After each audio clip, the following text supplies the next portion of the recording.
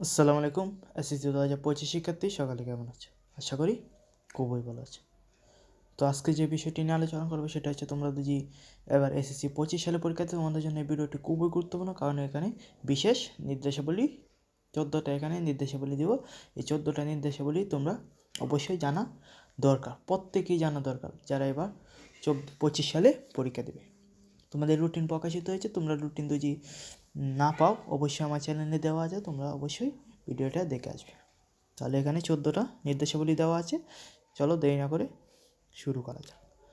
তো নির্দেশাবলী 1, পরীক্ষা শুরুর 30 মিনিট পূর্বে অবশ্যই পরীক্ষার্থীকে পরীক্ষা কক্ষে আসন গ্রহণ করতে হবে। মানে তোমাদের পরীক্ষা শুরু 30 মিনিট আগে তোমাদের অবশ্যই পরীক্ষা হলে গিয়ে আসন খুঁজে বসতে হবে। 2, প্রশ্নপত্রে উল্লেখিত সময় অনুযায়ী পরীক্ষা গ্রহণ করতে হবে। প্রশ্নপত্রে উল্লেখিত সময় অনুযায়ী তোমাদের পরীক্ষা দিতে হবে।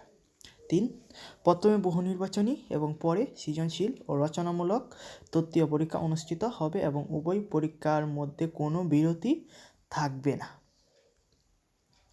4, পরীক্ষার্থীগণ তাদের প্রবেশপত্র নিজ নিজ প্রতিষ্ঠান প্রদানের নিকট হতে পরীক্ষা আরম্ভের কমপক্ষে 3 দিন পূর্বে সংগ্রহ করবে। তোমাদের যে অ্যাডমিট কার্ড আছে, আবার কিংবা বাংলাতে বলি প্রবেশপত্র, সেটা তোমাদের নিজ নিজ বিদ্যালয় থেকে প্রধান শিক্ষকের কাছ থেকে 3 দিন পূর্বেই নিয়ে নেবে, আরও আগে নিতে পারলে আরও ভালো। 5, শারীরিক শিক্ষা, স্বাস্থ্যবিজ্ঞান ও খেলাধুলা, কেরিয়ার শিক্ষা বিষয়সমূহ এনসিটিবি এর নির্দেশনা অনুসারে ধারাবাহিক মূল্যায়নের মাধ্যমে প্রাপ্ত নম্বর শিক্ষা প্রতিষ্ঠান সংশ্লিষ্ট কেন্দ্র থেকে সরবরাহ করবে। তো 6, পরীক্ষার্থীগণ তাদের নিজ নিজ উত্তরপত্রের OMR ফরমে তার পরীক্ষার রোল নম্বর, রেজিস্ট্রেশন নম্বর, বিষয় কোড উল্লেখিত ইত্যাদি যথাযথভাবে লিখে বৃত্ত ভরাট করবে। কোনো অবস্থাতেই উত্তরপত্র ভাঁজ করা যাবে না।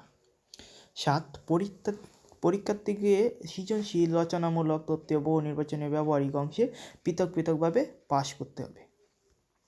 প্রত্যেক পরীক্ষার্থী কেবল নিবন্ধনপত্রে বর্ণিত বিষয়ে পরীক্ষার অংশগ্রহণ করতে পারবে। কোনো অবস্থাতে ভিন্ন বিষয়ে পরীক্ষার্থী অংশগ্রহণ করতে পারবে না। কোনো পরীক্ষার্থী পরীক্ষা সৃজনশীল, রচনামূলক, তত্ত্বীয়, বহু নির্বাচনী ও ব্যবহারিক নিজ নিজ বিদ্যালয়ে প্রতিষ্ঠানে অনুষ্ঠিত হবে না। পরীক্ষার্থী স্থানান্তরের মাধ্যমে আসন বিন্যাস করতে হবে। 10, পরীক্ষার্থীগণ পরীক্ষার সাধারণ সার্টিফিকেট ক্যালকুলেটর ব্যবহার করতে পারবে। কেন্দ্র সচিব ছাড়া অন্য কোনো ব্যক্তি পরীক্ষার্থী পরে মোবাইল নম্বর পুনঃ আনতে পারবে না, ব্যবহার করতে পারবে না। সৃজনশীল, রচনামূলক, তত্ত্বীয়, নির্বাচনী ও ব্যবহারিক পরীক্ষার্থী উপস্থিতির জন্য একই উপস্থিতি ও পত্র ব্যবহার করতে হবে। ব্যবহারিক পরীক্ষা স্ব কেন্দ্র এবং ভেন্যুতে অনুষ্ঠিত হবে। পরীক্ষার ফলাফল প্রকাশের 7 দিনের মধ্যে পুনর্নিরীক্ষার জন্য অনলাইনে SMS এর মাধ্যমে আবেদন করা যাবে। তো এই ছিল তোমাদের 14টি বিশেষ নির্দেশাবলী। আশা করি তোমরা সবাই বুঝতে পেরেছো এবং চ্যানেলটা সাবস্ক্রাইব করে রাখো। সকলকে অনেক অনেক ধন্যবাদ।